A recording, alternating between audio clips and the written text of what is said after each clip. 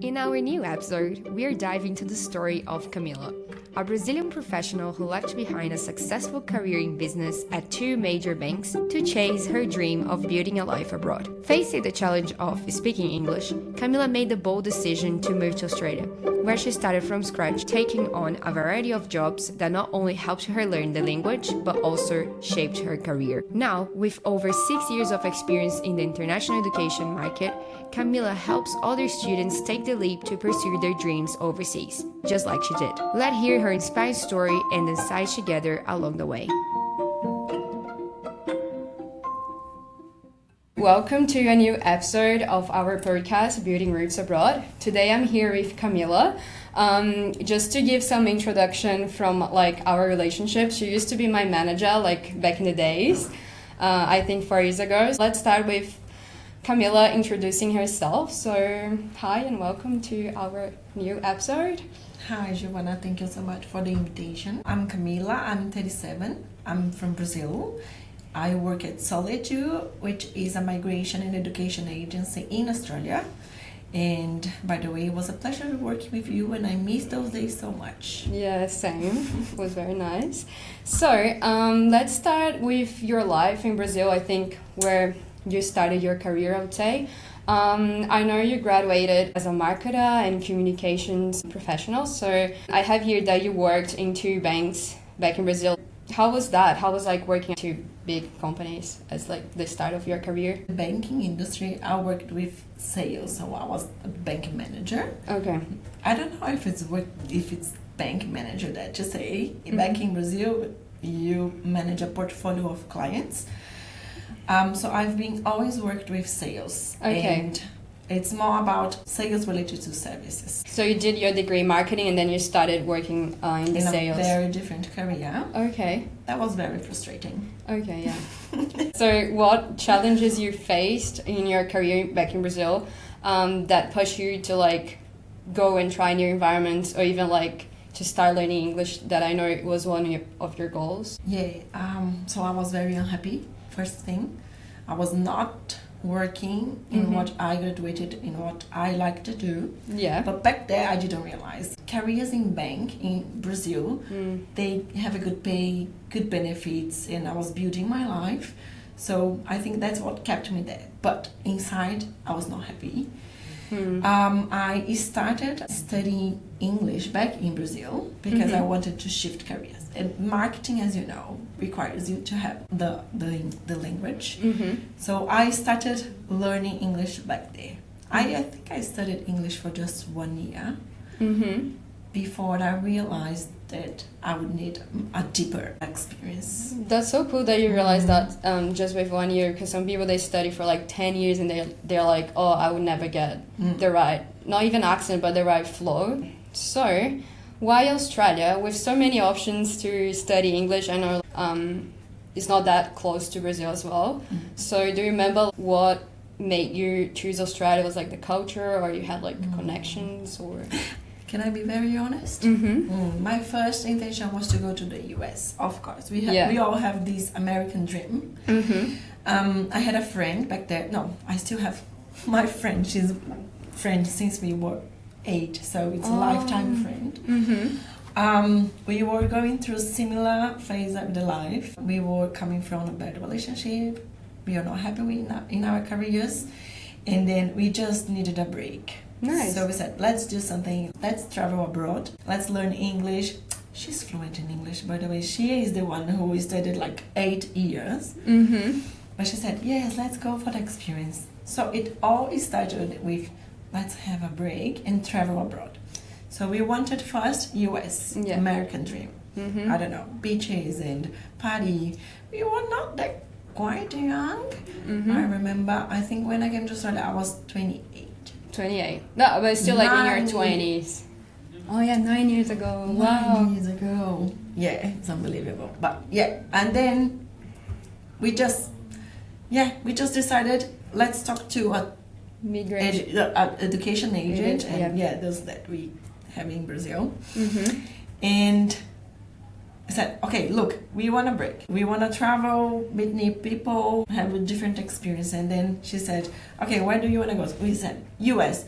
Can we work there? No. No. Okay, no, we can't go to the US because we need to work. Yeah. Make some money. Your options are this, and that. And Australia was that. So we just choose because of the weather and the similar lifestyle. And yeah, but to be honest, the distance was challenging. One of the drawbacks. But it was for just a short time, so yes, let's do it.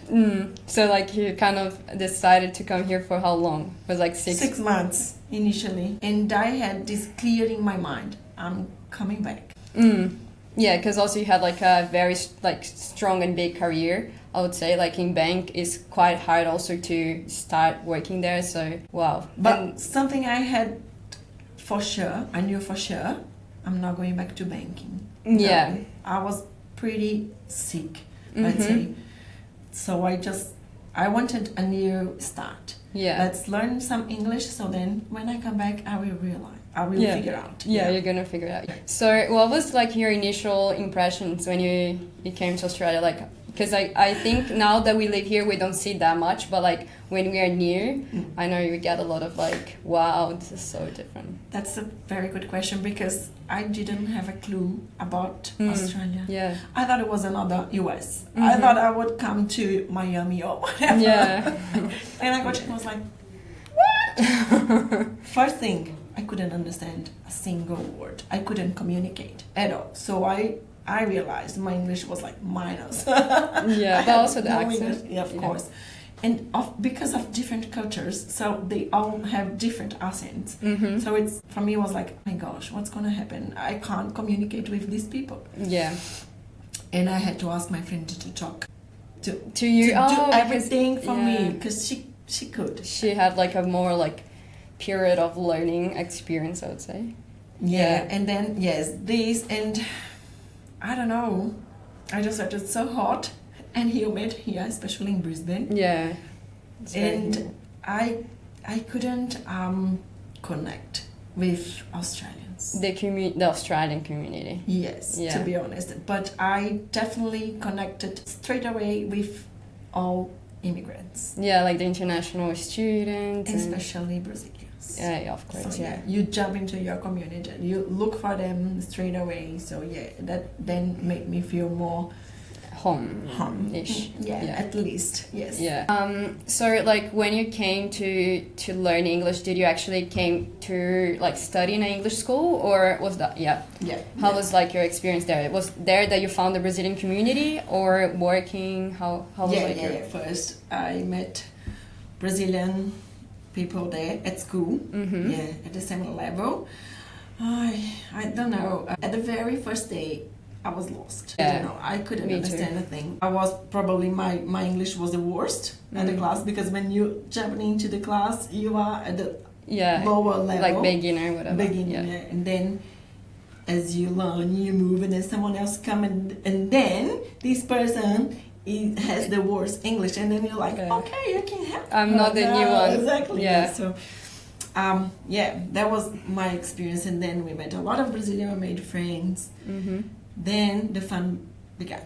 The fun began. Yeah, that's so true. And then on top of like this learning English and first experience in Australia kind of topic, what kind of jobs did you start doing here? Like how those jobs kind of like in your tour, what you do now, and kind of like that work experience? I gotta say that I was very lucky. I had the whole international student experience. My first job was as a cleaner. That was very hard. I hurt myself. I had to have surgery. For both wrists, because of the repetitive movements. The work is really hard. So I've been through all this experience. I think I worked in this cleaning job for 1 year. The hardest ever. Did you get to like learn some English now? Not at all, to be honest. Because you work by yourself, you have to clean mostly empty offices. So no English at all. Can you imagine me for 1 year in Australia, no English, no communication, only Brazilians. So yeah, that's the reality. How things turned is because at the very first week I was here, I met someone I knew in Brazil unexpectedly. And this couple, they're very good friends right now. And they led me to my first job. This person said, look, there is this job in education agent. And because he knew me from the bank, I think this job fits you. And then I went for the interview, and yes, that was how it started. Beautiful. Like you got your networking actually from your career. My career back in Brazil. That's how you started. Yeah, I think a lot of people say here like, oh yeah, I left everything behind and I came to Australia, but you never leave everything behind because the person you were there is actually what will help you anywhere you go. Like I think so. So then that job was like you had to start using English, I assume, and then was more with Brazilians. That's the thing. Yes, Brazilian agency, so only Portuguese. Yeah, but then you at least started on the education field. Yes, but the funny thing is I had to really start learning English when my visa was to expire, and I met my husband here. I don't know if I have mentioned this. Yes, my husband is Brazilian. Yeah. And he had this dream, I want to stay in Australia forever. And I said, I'm not so sure, but let's talk about it. Well, it was 2 years later. We needed to decide to invest here in Australia or come back to Brazil. And then we decided to stay. And for several reasons, I had to study a master's degree. Yeah. Was the only option. And then the moment came that how can I go to university without English? What a challenge. The truth is that I kept studying, and I learned English throughout my courses. Yeah. And I didn't realize because I didn't use it. True. So you feel your path was actually worth it when you actually had to use it. Exactly. So good. Yes. So yes, I got into the university, but again, it was really hard because the level was not that university level. Yeah, you know. Yeah. But I think it's very good you mentioned that because even for me, I think at uni is when I learned the most because you have to do your assignments, so it's kind of like survival level. That's what happened. So you know me. Then when it comes, then you have to make the best you can. And throughout the hard work, assignments, it's a lot of reading and writing. And I don't know, I had a lot of presentations as well. Yeah, the group assignments, you have to talk. And in a university, then no Brazilians. Yeah, it's not very common. I never met anyone. So I was forced to communicate. And then I learned English as the level, so. Very good. Yeah. I think that, I think it's such like a good thing to mention because the challenge kind of came to your door. Yes. And then that's how you kind of like blossom as an English speaker because even in other episodes we always talk about how we know people that they just stay in the comfortable zone, especially like Brazilians, I guess, and they're just in the community. They can stay here for like 20 years and they don't even till now speak a good English, and it's very unfortunate because you are in the country and it's even harder to communicate and engage with the community if you don't even engage with the language. So I think that you can't run too far. You have to one step by day step. it will come to your door. One day, otherwise we'll be stuck. You can't move careers. We can't grow. We can't, grow your friends or meet people from other nationalities. You get stuck. So you will have to give this step. You have to learn English at a certain point if you want to live in an English-speaking country. Of course. Yeah. No way to escape this. You can live comfortably for a while, but honestly, as I said, 20 years, I don't know, maybe you will feel like, man, I'm stuck. I need to do something, and probably is English. Yeah, probably is English, because then you cannot get most of the jobs. Yeah. That's it. So then with uni and your English getting better, how did you like progress in your career till like the place you're now? So when I finished uni, I was not working at the same place because, you know, uni is Very quite hard. hard as well, and your units, they change throughout the semesters, and you can't keep a very stable job. I mean, like Schedule. 9 to schedule, exactly. Yeah. So I had to quit that job, and when I finished, I was applying for jobs, and this as Solid You came. And yes, that was the right opportunity, because then I would need English. Yeah. Because the main role is to work with Brazilian community still, but the company is multinational, is multicultural. Yeah. Sorry. So yes, I needed the English here. So it actually helped me too as well. Yeah, that's very cool. Just for context, because I already know, but her master's was what, in marketing? In management, business management. Business management. With a major in marketing. Yes. Major in marketing. And then you started working also in the education field, but like in an agency that is targeting to other markets, not only Brazilian, but she does target most of your students, because I know you have students from other nationalities as well. But most of the students are Brazilians, but you still need to do meetings in English, get training in English, communicate with all the universities all and stuff here as well. so it's like many stakeholders that you actually need to have a good English level. So yeah, I think it's such like a good story of challenges that you overcome, and then that's where they lead you to where you are now. Exactly. Which is so good. So can you just tell us a little about your like work? I think I already covered a bit, but the daily life and how like the progress in your life in Australia led you to where you are. You manage a team, you're just not a one employee team. You have even people to deal with and stuff. Like I was back in the day, so I know like now it's even bigger. Yeah. So yeah, it's been like a roller coaster, to be honest. The industry is not easy. We are very affected by immigration laws that change all the time. So there were times that we were thriving with like 5 or 6 in here, which is a success, you know. Yeah. Because when you join, I was just one. Yeah, person and that here, was the just second. myself, of course. And there were times that we had just 2. Last year, I was on maternity leave. I had a baby. It's unbelievable. So cute. I became a mom Yeah. in Australia. I think that little by little, I was digging my roots, settling down here, growing my career, building my family. And I think it happened naturally, but it took a lot of efforts. Yeah, It I wasn't saw that. easy. Yes, it took us a long time to build it. To get the rights, the fully citizenship and stuff like that. The visa rights, the visa everything. rights, yeah. Yes. Yeah. And now feels like I'm living the dream. I'm living the dream, and Yeah. it's just it feels good. Feels like home right now. I've been to Brazil a couple times. Like lately, yeah. A few times, and I don't know. Someone once told me that once you leave home, which I would say your home, your country, and you go live overseas, it's never like coming back home again. You don't belong there anymore, because you got to know something, bigger. Yeah. And you also don't belong here.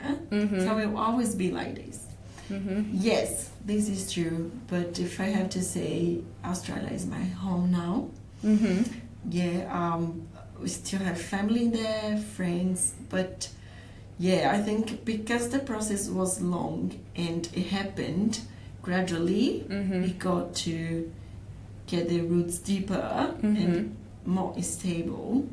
Yeah. So makes more sense now. Yeah, so good that you're covering that, because that would be like a question very soon. But yeah, it kind of like relates a lot with the work experience, because you started, I believe, also becoming manager of this team and as well, because you were investing also in your visa progression and then building this part of your life, which is quite the hardest, because then you can have a kid, you can have a family. Of course, it's hard, but like if you don't pay attention to your visa, you kind of like cannot stay. So like, so that needs to be the priority at some point. And I remember you telling me like, oh, I would definitely build a family, like have a kid as soon as I get my visa. Actually happened before. It was taking too long. Yeah. But I mean, like, you kind of did the right thing. You have to pay attention on that one as well. You cannot just be living just the today. Unfortunately, you need to plan. Yeah, and I think you did that very well. And I would say maybe you have to have plan A, B, C, and D.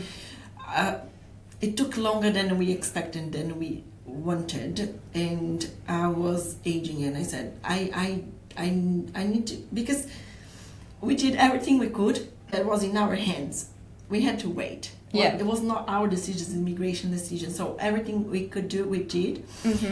And then back there, I was just on the waiting period, you know, this blur that, I don't know, we were just like, what now? Yeah. And we decided to get pregnant and have a baby before. I mean, while the process was happening. Yeah. But was meant to be, like, anyways. The moment, I think, when I felt pregnant, 3 months later, the visa happened. No, so cute. So I had to have a leap of faith as well. I can't take this part because it was really huge. You know me? Yeah. And, of course, it happened. A lot of bets you have to do. There's no way, and and choices as well. Yes. So I think it's very nice because then you went through that, and you also work to help people that go through that. I know, like, you're not specifically in the migration lawyer position, but you do kind of like the whole pathway till they get there. So if you can just talk briefly about your work itself, just to so I basically do what I do to myself. Yeah, literally. That's why I'm like relating. Yeah, I help other Brazilians to come to Australia, to stay in Australia for a longer period, or to migrate to Australia if they wish. And yes, so I gotta be honest with you, I love what I do because I see myself in every single student I talk to. It doesn't matter their goals, because I've been through all phases. So if someone wants to come to experience Australia for only the experience, I know how it was, so I go back there myself. If someone wants to extend the visa just for a while, which I did, I know how it is, the questions, the uncertainties, the fears. I know. I've been through all the process. You have the life experience, which is even bigger than the work. That's the thing. So I have the knowledge with my life experience. And of course, yes. It's working very well. Yeah. So that's why I think I relate to every single student I have here. So that makes the job easier and more delightful. Yeah, and I think they trust you a lot because of that as well, because of course I have also many friends that went through here to go to their studies pathway, and I think you relate a lot, and also they can trust more because they know you're just not, it's not that this is bad, but it's not that you just marry an Australian guy and then you talk about visa. Not that this is bad, but like I'm saying, you went through the process and you were the student, you were the one who did the uni, and so you kind of feel every step, which is good. That's true. Yeah, so on this topic of like reflection and advice, looking back, what do you think was the main factor that made you succeed in Australia? I think we can say the English one was uni or work, but I mean more like personality wise. I gotta be honest, resiliency. Yeah. Not giving up. That wasn't easy. There were very, very hard times, big decisions, but we had a goal. We knew what we wanted. At a point, it was my husband's dream that became mine. Yeah. So we never gave up. Never gave up. We did what we had to do. We changed plans when we had to do. Yeah. We did everything and more that we had to do. Yeah. So went above and beyond. Above and beyond, exactly. Yeah. So we worked hard. Yeah. Yeah, so these are very good soft skills, they say, but it's the main one, I guess. Doesn't matter if you're super high skilled and you don't have the motivation, kind of doesn't happen, I guess. Yeah, motivation, yes, of course. Yeah. So what advice would you give to someone in their home country listening, struggling with English but dreaming to build an international career? Or it doesn't even need to be the career, but like giving themselves this like luxury, however you call, to give a break. Because sometimes when you have like a strong, like a very built, like well built career, you don't want to like just go and follow your dream. Sometimes a break is good. Yeah. I always said that sometimes you have to give one step back to give another two forward. So I wouldn't say that giving a break is a step back. I would say is the first step forward. A break makes you think clearly, outside of the box, and see things clearer as well. So sometimes you just need to stop to be able to think. And having a break was the beginning of my new life. So beautiful. Yeah. So if it's the dream, if you want to learn English, whatever reason it is, if it's professionally or personally, or if you want to live abroad, just go and do it. Go and do it. There is a beautiful world outside. We have no idea. And I haven't been to many places, honestly. Yeah. Almost the last decade. I've been living in Australia.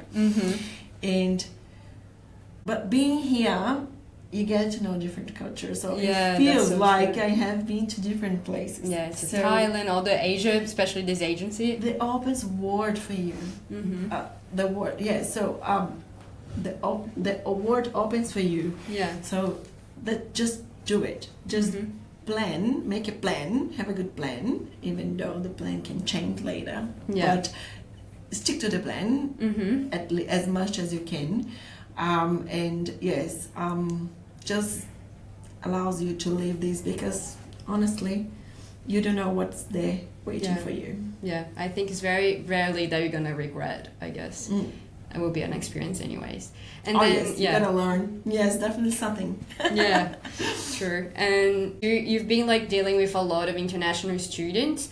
Do you feel like they normally stay in Australia, in your opinion, like knowing everyone that you've been working with, or you think Australia is more just as out of curiosity for everyone listening, is more this step to learn English, or they do you think, in your opinion, decide to build their roots? I'll talk about Brazilians, right? Yeah. I think for Brazilians, they want to go and make money.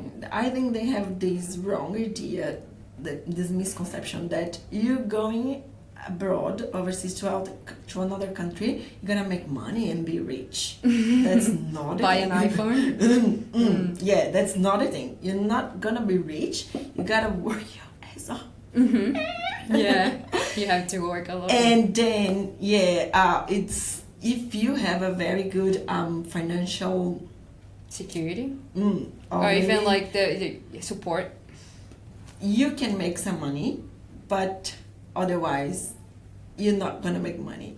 People come to Australia, they fall in love with the country, they want to stay, but some reasons, majority can't, honestly, or they stay for a while and end up going back to Brazil. Yeah. Or from my experience, I've been in this industry for more than 7 years now. True. Yeah.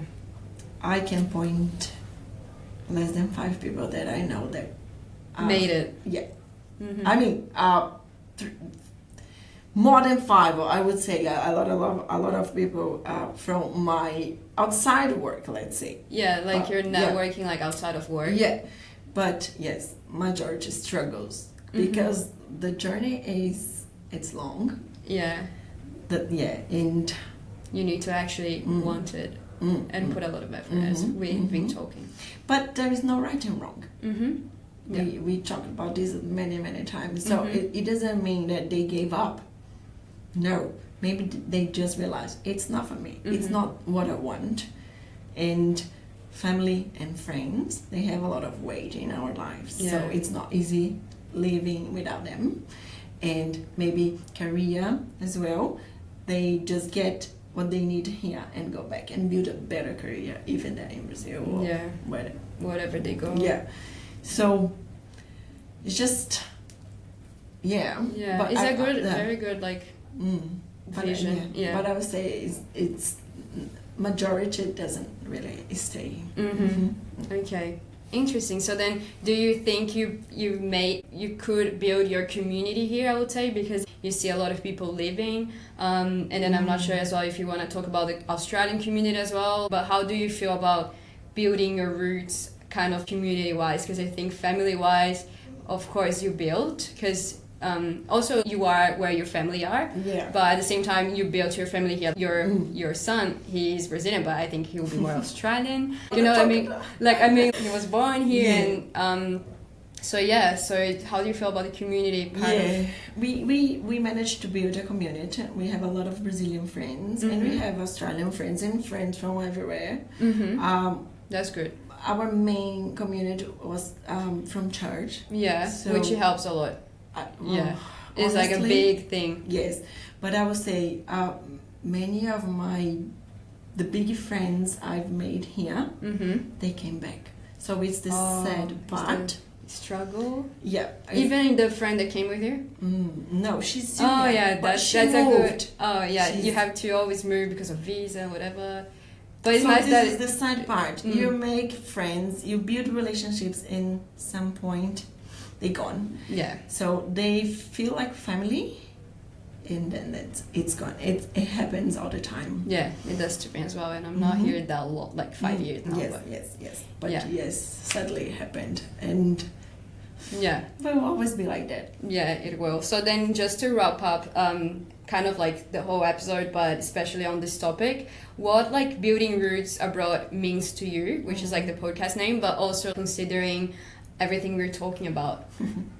I think that building roots abroad, for me, it was a new start. I was living a toxic life, and I found myself again. I built my career, my family abroad. Your roots basically. Yes, so it was like a new start. Yeah, and you feel like you still have roots in Brazil, or?